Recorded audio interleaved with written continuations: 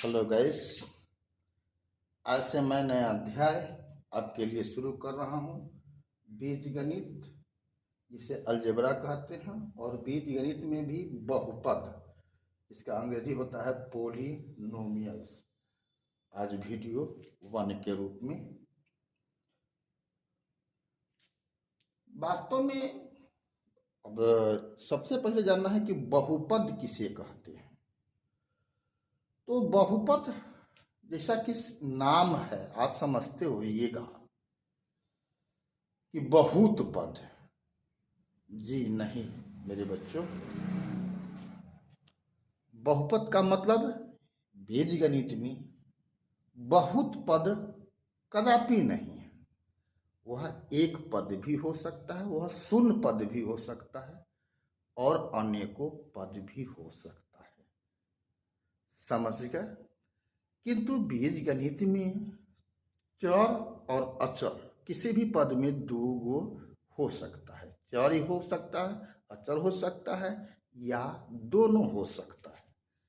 तो ध्यान देनी यहाँ जरूरी है कि बहुपद का संबंध केवल और केवल चर से होता है। ठीक है? अचर संख्या का महत्व तो है ही, लेकिन बहुपद कहने के सेंस में न के बराबर है। ठीक है? तो हम समझते हैं बहुपद कोई संख्या हम मान के चलिए लिख दे रहे हैं 5। ठीक है? तो आप क्या कहोगे, ये बहुपद है कि नहीं? यह बहुपद है, इसमें कोई चर नहीं है, इसके बावजूद बहुपद है। हम शून्य लिख दे रहे हैं, ये भी एक बहुपद है। ठीक है? यहां पर लिखा हुआ है px, ये भी एक बहुपद है। दाहिना में आप जो देख रहे हैं लंबा चौड़ा, ये भी एक बहुपद है। ठीक है? तो पहले इसको समझिए कि ये क्या लिखा हुआ है। बहुपद px बराबर कुछ लिखा हुआ है, कुछ व्यंजक है, ये बहुपद ही है। ये भी बहुपद है, और इसका जो शॉर्ट फॉर्म हुआ, सांकेतिक जो परिभाषा हुआ, उसमें इसको हम px कहेंगे। ये बहुपद कैसा है? चर x के रूप में है।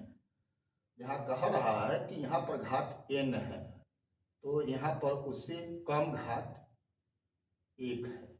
यहाँ पर लास्ट में कह रहा है कि ये यहाँ पर चर का घात 2 है, यहाँ पर चर का घात क्या है 1 है, और यहाँ पर चर है ही नहीं, तो 0 है।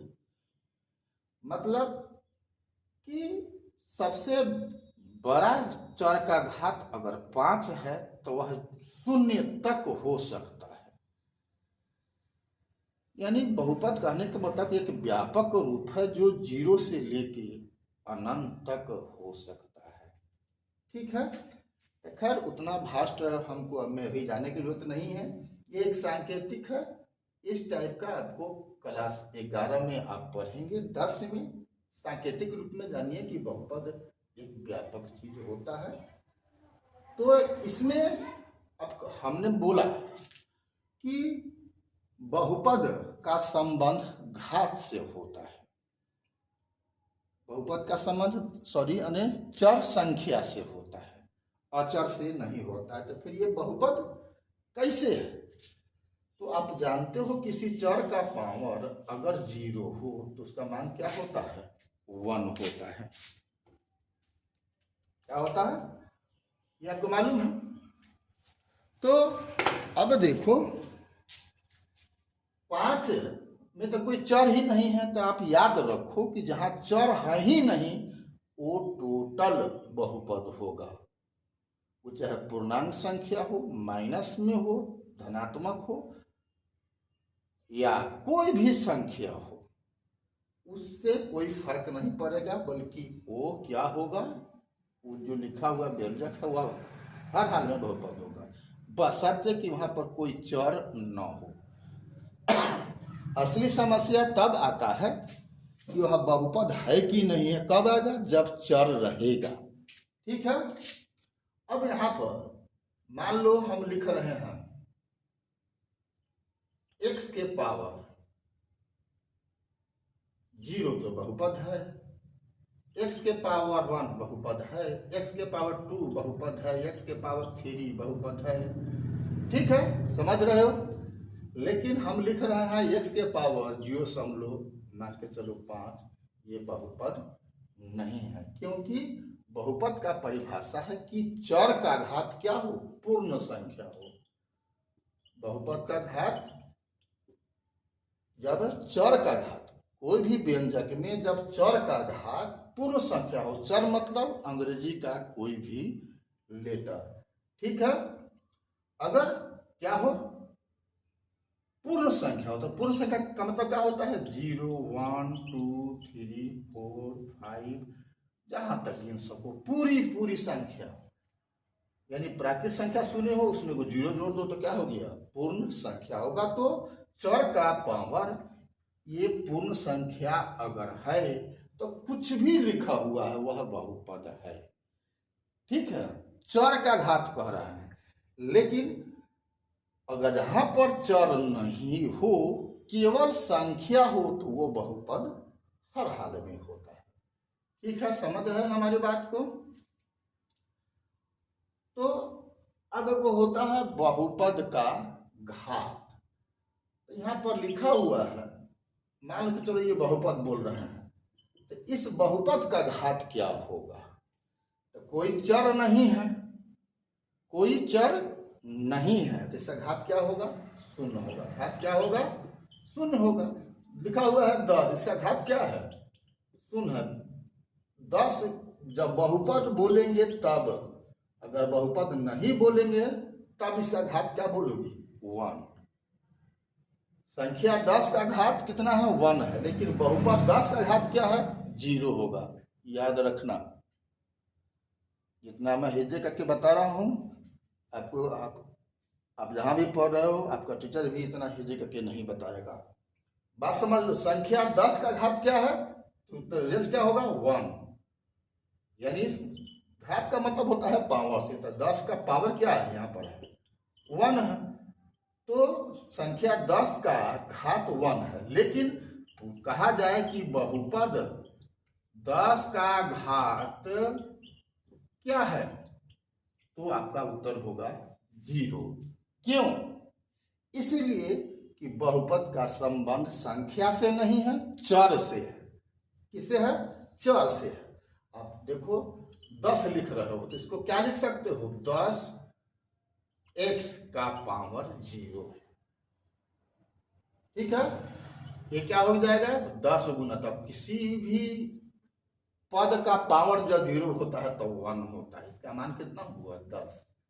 ठीक है, तो कहने का मतलब हुआ कि बहुपद 10 बोल रहे हो तो क्या हुआ? ये 10 x के पावर 0। ठीक है, बोल रहे हो 8x, बहुपद 8x बोल रहे हो तो क्या हो गया? ये अब यहां पर कहेगो कि बहुपद का घात क्या है, तो 1 हो गया। ठीक है, लेकिन अब बोलोगे कि बहुपद 8 का घात क्या है? बहुपद 8 का घात क्या है? अब यहां पर बोलोगे तो 0 होगा। ये इसके बराबर नहीं है, इसके जब पावर कर देंगे 0 तब बराबर होगा और इसका मान होगा 1।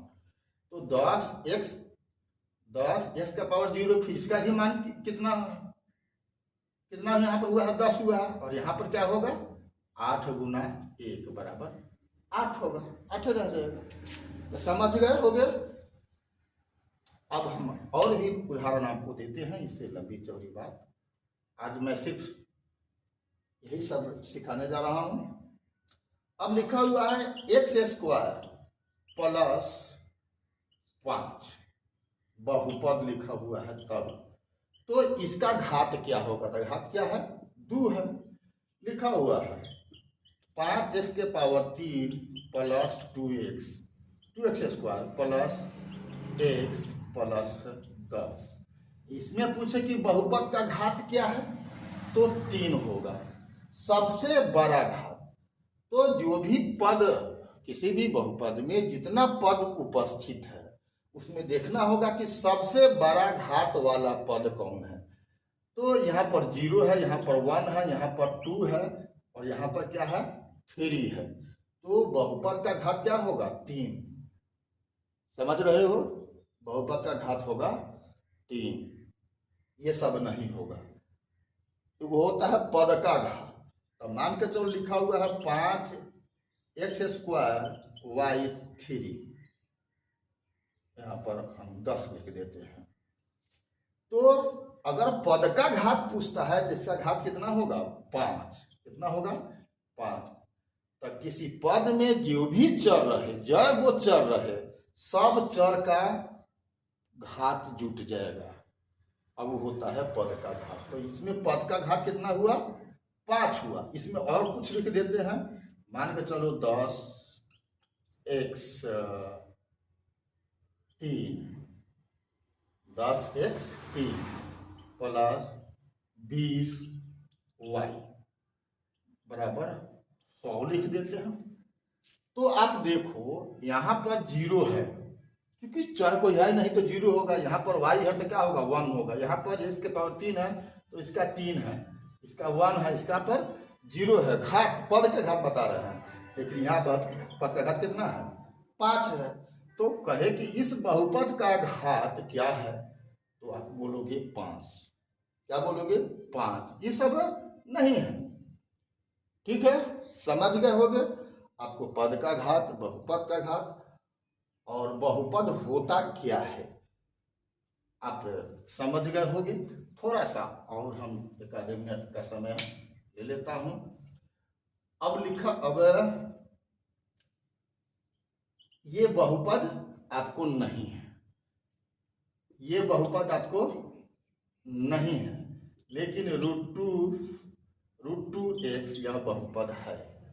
क्यों कि यहाँ पर चर का घात एक पूर्ण संख्या है, इससे कोई फर्क नहीं उठता है। 3/5x ये भी क्या है बहुपद है। बात समझ रहे हो। तो हमको अचर संख्या का, जो संख्या अचर है उसका क्या घात है, रूट में है कि नहीं है, दशमलव में है क्या, उससे कोई फर्क नहीं पड़ता। फर्क पड़ता है सिर्फ चर का घात देखना है कि अगर पूर्ण संख्या है तो वह बहुपद है अथवा बहुपद नहीं है। आज का वीडियो मैं यहीं पर खत्म कर रहा हूं। अगला वीडियो के लिए यानी सेकेंड वीडियो हम बीजगणित का फिर आने वाला समय पेश करूंगा।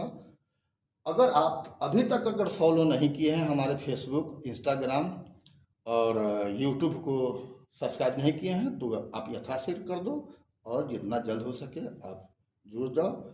और अपना कोई समस्या हो तो कमेंट जरूर करना। तब तक के लिए जय हिंद, जय जगत, जय भारत।